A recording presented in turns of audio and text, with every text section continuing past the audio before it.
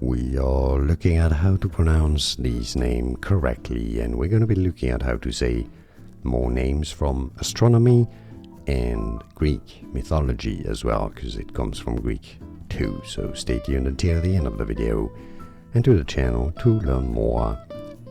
So how do you say it? Well, in English, two slightly different ways to pronounce it. Orion or Ryan. The stress is always on the second syllable, on the right syllable, Orion.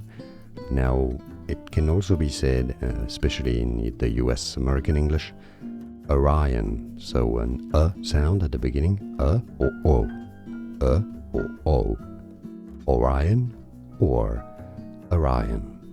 And now you know it all. Like this video if you found it useful, appreciate your support, it helps a lot. Appreciate and more videos for you here to learn more correct pronunciations. See you there, thanks for watching.